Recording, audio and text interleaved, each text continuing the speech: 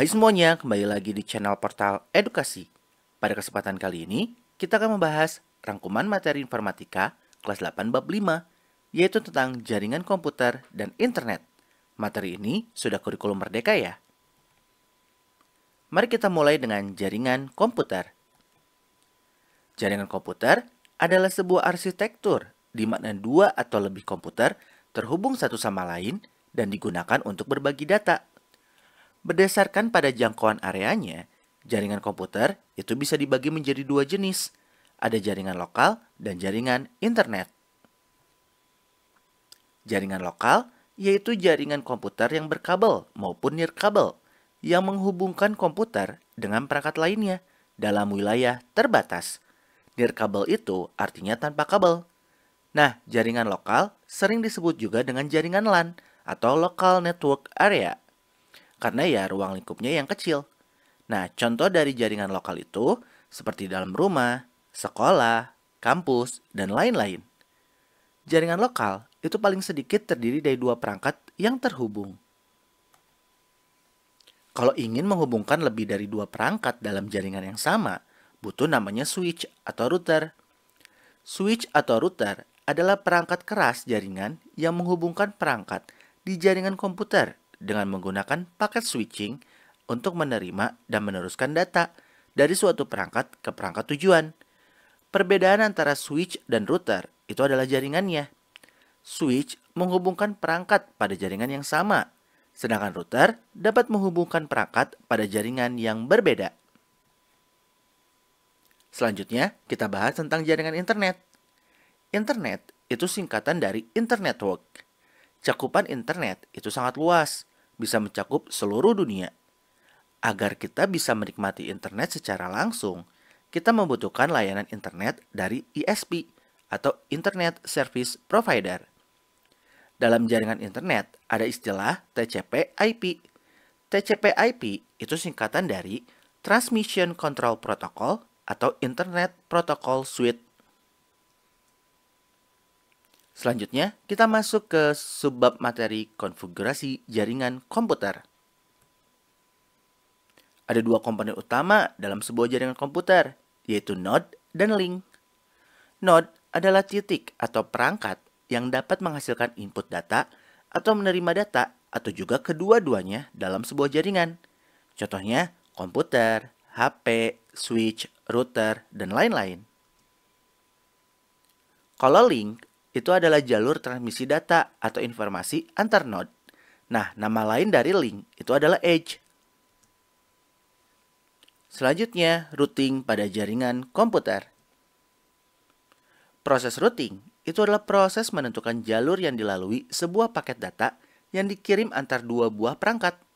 Rute terbaik biasanya merupakan jalur yang terpendek yang dapat dilalui. Ingat, jalur terpendek. Perhatikan gambar berikut ini nih. Di situ ada A, B, C, D yang terhubung oleh beberapa router. Misal, kita ingin mengirimkan data dari komputer B ke komputer D. Itu karena banyak ada kemungkinan jalur ya. Tapi, bisakah kalian simpulkan jalur mana yang terbaik? Ingat, jalur terbaik itu yang terpendek ya. Jadi, jalur yang terbaik tentu saja dari komputer B ke router 1, lalu ke router 4, lalu ke komputer D. Selanjutnya, komunikasi data pada ponsel.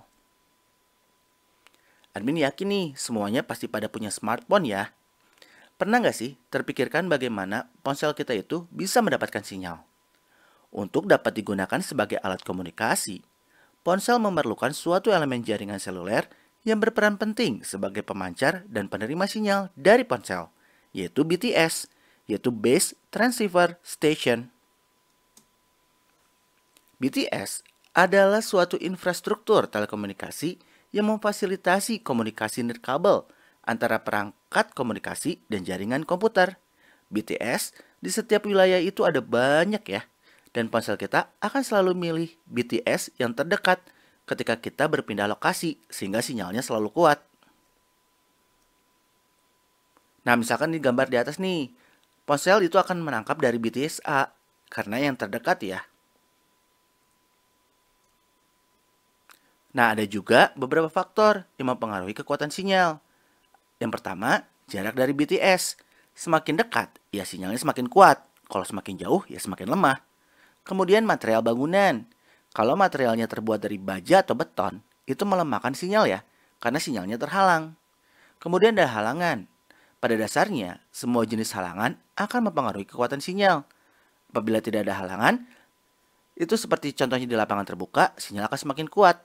Jadi pokoknya apapun yang ada menghalangi, itu pasti sinyalnya jadi ketubruk lah istilahnya, jadinya kita nggak maksimal mendapat sinyalnya. Kemudian ada cuaca. Karena sinyal itu berjalan di gelombang radio melalui atmosfer, kalau hujan, ya terganggu langsung sinyalnya. Jadi ada istilah kalau hujan sinyal suka ngedrop, ya itu memang benar adanya ya. Pengguna lain dalam jaringan yang sama, misalkan kalau kita anggaplah kita menggunakan sinyal di suatu wilayah, di situ ada banyak yang pakai provider yang sama. Nah, itu juga mempengaruhi ya. Selanjutnya, terhubung ke internet dengan aman. Pernah nggak sih ketika lagi asik-asik browsing, terus buka salah satu situs, malah muncul peringatan kayak di bawah. Internet positif itu merupakan salah satu program pemerintah yang bertujuannya untuk melindungi kita loh. Situs-situs yang terblokir itu merupakan situs yang tidak layak untuk diakses karena berisi konten negatif yang biasanya membahayakan pengguna, yaitu kita. Contohnya pornografi, judi, sara, proxy, ataupun phishing. Nah, semuanya berbahaya ya, apalagi yang terakhir nih. Tahukah kalian tentang web phishing? Phishing itu adalah suatu metode untuk melakukan penipuan dengan mengelabui pengguna dengan maksud untuk mencuri data pengguna. Web phishing merupakan situs palsu yang menyerupai situs aslinya. Misalkan nih, kita lagi buka-buka email, ada notifikasi dari Facebook bahwa akun kalian terkunci dan untuk membukanya harus mengklik sebuah link. Ketika diklik, tampilannya benar-benar sama persis nih seperti di Facebook. Padahal kalau kalian teliti pada bagian alamat atau address barnya, itu bukan dari Facebook. Biasanya kan diakses melalui facebook.com. Nah, pas kita klik link dari email phishing itu, situsnya ternyata seperti di bawah ini nih. Karena tidak jeli akibat panik, kita bisa saja terjebak dan memasukkan semua data yang diminta. Padahal itu kelakuan hacker. Jadi, pastikan alamat situsnya sudah sesuai ya ketika mengakses suatu website. Nah, kalau kalian ragu atas keamanan suatu situs yang ingin kalian akses, kalian bisa buka situs ini nih. Kemudian masukkan alamat yang dituju ke kotak kolom pencarian. Nantinya akan muncul apakah situs tersebut aman atau enggak. Kalau setting dari browser bisa nggak, Min? Ya bisa ya. Untuk contohnya, kalau kalian menggunakan Google Chrome, ada langkahnya nih. Pertama, pilih menu Privacy and Security yang ada pada menu sebelah kiri. Kemudian klik setelan situs, nanti akan muncul pilihan-pilihan berikut ini.